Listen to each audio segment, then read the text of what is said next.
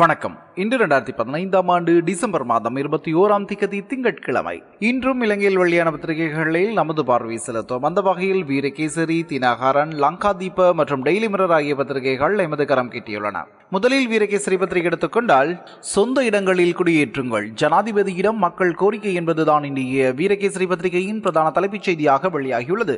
25 வருடங்களுக்கு மேலாக நாம் சொந்த இடத்திலிருந்து இடம்பெயர்ந்து முகாம்களில் அவல வாழ்க்கை வாழ்ந்து கொண்டிருக்கின்றோம். எங்களை இனியும் தாமதிக்காது சொந்த இடங்களில் மீள்குடியேற்றுங்கள் என கேப்பாப்புல முகாம் மக்கள் ஜனாதிபதி மைத்ரிபால சிறிசேனவிடம் கோரிக்கை விடுத்தார்கள். பல்வேறு நிகழ்வுகளில் பங்கேற்பதற்காக ஜனாதிபதி மைத்ரிபால சிறிசேன விஜயம் ஒன்றை மேற்கொண்டு நேற்றைய தினம் யாழ் குடாநாட்டுக்கு வருகை தந்திருந்தார். இதன்போது யாழ்ப்பாணம் மல்லாகத்தில் அமைந்துள்ள இடைத்தங்கள் முகாமிற்கு திடீர் விஜயம் செய்த ஜனாதிபதி மைத்ரிபால சிறிசேன அங்கு மக்களுடன் கலந்துரையாடினார். இதன் போதே மக்கள் மேற்கண்டவாறு கோரிக்கை விடுத்தனர் என்று தொடர்கிறது அந்த செய்தி. அதுபோல புகைப்படத்துடனான ஒரு செய்தி வெளியாகியுள்ளது. அரசாங்க தேசிய நத்தார் விழா யாழ்ப்பாணம் முன்றவெளியில் உள்ள மாநகர சபை மைதானத்தில் நேற்று நடைபெற்றது. இதில் கலந்து கொண்ட ஜனாதிபதி மைத்ரிபால சிறிசேன, முதலமைச்சர் சி வி விக்னேஸ்வரன், ஆளுநர் பலியங்கார, அமைச்சர் ஜோன் அமரதுங்க, யாழ் ஆயர் ஜஸ்டின் ஞானப்பிரகாசம், முன்னாள் ஆயர் தோமஸ் சௌந்தரநாயகம் ஆகியோரை படத்தில் காணலாம் என புகைப்படத்துடனான அந்த செய்தி வெளியாகியுள்ளது இந்திய வீரகேசரி பத்திரிகையின் முற்பக்கத்தில். அதுபோல 6 மாதங்களில் மீள்குடியேற்றம், அரசியல் பிரதிநிதிகள், அதிகாரிகள், முப்படையினர் அடங்கிய செயலணி,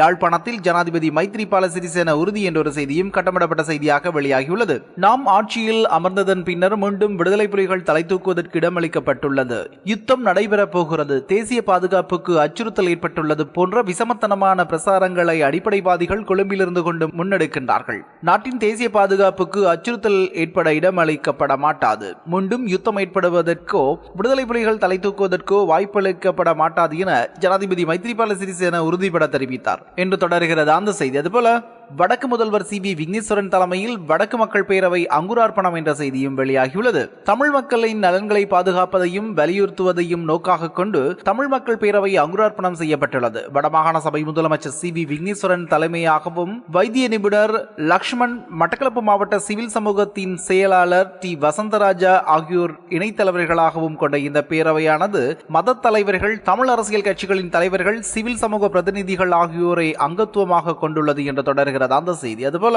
அரசியல் கட்சி அல்ல, மக்கள் இயக்கம், முதலமைச்சர் விளக்கம் என்ற ஒரு செய்தியும் வெளியாகியுள்ளது. புதிதாக உருவாக்கப்பட்டுள்ள தமிழ் மக்கள் பேரவையானது அரசியல் கட்சி அல்ல, மாறாக மக்களின் நலன்களை காப்பதற்காக உருவாக்கப்பட்டுள்ள மக்கள் இயக்கமாகும் என வடமாகாண முதலமைச்சர் சி வி விக்னேஸ்வரன் தெரிவித்தார் என்று தொடர்கிறது அந்த செய்தி. அதுபோல கொபைவெல தோட்ட தொழிலாளர்கள் மீது பெரும்பான்மை கோஷ்டியினர் தாக்குதல், 5 காயம், 1 கவலைக்கிடம் என்ற ஒரு செய்தியும் இந்திய வீரகேசரி பத்திரிகையின் முற்பக்கத்தில் வெளியாகியுள்ளது. களுத்துற புலத் சிங்கள போலீஸ் பிரிவிற்குட்பட்ட கொபைவெல தோட்ட தொழிலாளர்கள் மீது பெரும்பான்மை குழுவினர் மேற்கொண்ட தாக்குதலில் 5 காயமடைந்துள்ளனர். இதில் 49 வயதான ராமன் விஜயன் என்ற குடும்பஸ்தர் கடுமையான தாக்குதலுக்குள்ளாகி சுயநினைவிழந்த நிலையில் கொழும்பு தேசிய வைத்தியசாலையின் அதிதீவிர சிகிச்சை பிரிவில் அனுமதிக்கப்பட்டுள்ளார் என்று தொடர்கிறது அந்த செய்தி. அதுபோல அரசாங்கத்திற்கு பந்தம் பிடிக்கும் செயல்பாட்டில் தமிழ் கூட்டமைப்பு என்ற ஒரு செய்தியும் வெளியாகியுள்ளது. தேசிய அரசாங்கத்திற்கு பந்தம் பிடிக்கும் செயல்பாடுகளையே எதிர்க்கட்சியான தமிழ் தேசிய கூட்டமைப்பு மேற்கொண்டு வருகிறது. மக்களுக்கு எதிரான வரவு செலவு திட்டத்தை ஆதரித்ததன் மூலம் எதிர்க்கட்சியான தமிழ் தேசிய கூட்டமைப்பு அரசாங்கத்தின் ஒரு பகுதியாக மாறியுள்ளது என்று மஹிந்த அணியின் முக்கியஸ்தரும் மக்கள் ஐக்கிய முன்னணியின் தலைவருமான தினேஷ் குணவர்தன தெரிவித்தார் என்று தொடர்கிறது அந்த செய்தி. அதுபோல பயங்கரவாதத்தை முறியடித்ததை போன்றே சமாதானத்தை வெற்றி கொள்ள வேண்டியுள்ளது, பிரதமர் ரணில் தெரிவிப்பு என்ற ஒரு செய்தியும் வெளியாகியுள்ளது. பயங்கரவாதத்தை முறியடித்ததை போன்றே தற்போது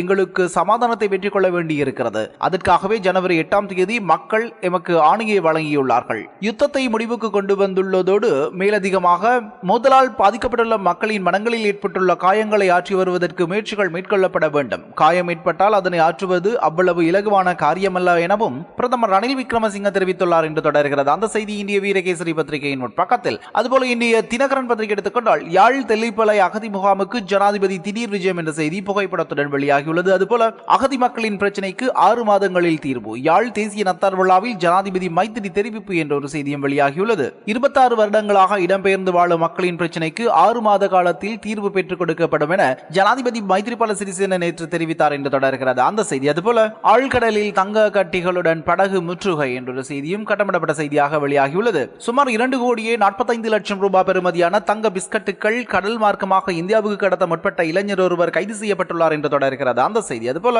யுத்த வெற்றி ராணுவத்தின் கௌரவத்திற்கே உரியது, எவரும் அரசியலாக்குவதற்கு இடமளிக்கப்பட மாட்டாது, இவ்வாறு பிரதமர் கூறுகிறார் என்ற ஒரு செய்தி வெளியாகியுள்ளது. யுத்த வெற்றியின் கௌரவம் ராணுவத்திற்கே உரியது, யுத்த வெற்றியை வைத்து வேறு நபர்கள் அரசியல் செய்ய அனுமதிக்கப்படக்கூடாது என பிரதமர் ரணில் விக்ரமசிங்க தெரிவித்தார். தியத்தலாவையில் நடைபெற்ற வைபவம் ஒன்றில் உரையாற்றிய பிரதமர், இலங்கை ராணுவத்தை 250 நூற்றாண்டுக்கு பொருத்தமான வகையில் நவீனமயப்படுத்தும் வேலை திட்டத்தை அரசு ஆரம்பித்துள்ளதாகவும் தெரிவித்தார் என்று தொடர்கிறது அந்த செய்தி. அதுபோல களுத்துறை கொபைவல தோட்ட வன்முறை 3 குற்றவாளிகளை கைது செய்ய அமைச்சர் மனோ கணேசன் பணிப்பு, விசேட போலீஸ் குழு விசாரணை என்ற ஒரு செய்தி வெளியாகியுள்ளது. இதுபோல முற்போக்கு கருத்துக்களை கொண்ட தலைவர் ரணில், அமைச்சர் ஜோன் செனவரட்ன புகழாரம் என்ற ஒரு செய்தியும் வெளியாகியுள்ளது. மக்களுக்காக செயல்படும் முற்போக்கு கருத்துக்களை கொண்ட தலைவர் என்பதை பிரதமர் ரணில் விக்ரமசிங்க தொழிற்சங்க சம்மேளனத்துடன் நடத்திய பேச்சுவார்த்தைகளில் பிரதிபலித்ததாக தொழிற்சங்க உறவுகள் அமைச்சர் WDJ செனவரத்ன தெரிவித்துள்ளார் என்று தொடர்கிறது அந்த செய்தி. இதுபோல 12 லட்சம் பேர் கண் மற்றும் அவயவங்களை தானம் செய்ய விருப்பம் என்ற ஒரு செய்தி வெளியாகியுள்ளது. இலங்கையில் 12 லட்சம் பேர் கண் மற்றும் உடல் பாகங்களை சுய விருப்பின் பேரில் தானம் செய்வதற்கு விருப்ப இணக்கப்பட்ட இலங்கை கண் தான சங்கத்திற்கு தெரிவித்திருப்பதாக சுகாதாரம், போசாக்கு மற்றும் உள்நாட்டு மருத்துவ அமைச்சர் டாக்டர் ராஜித சேனரட்ன தெரிவித்தார் என்று தொடர்கிறது அந்த செய்தி. அதுபோல காப்போத்தா சாதாரண தர பரீட்சை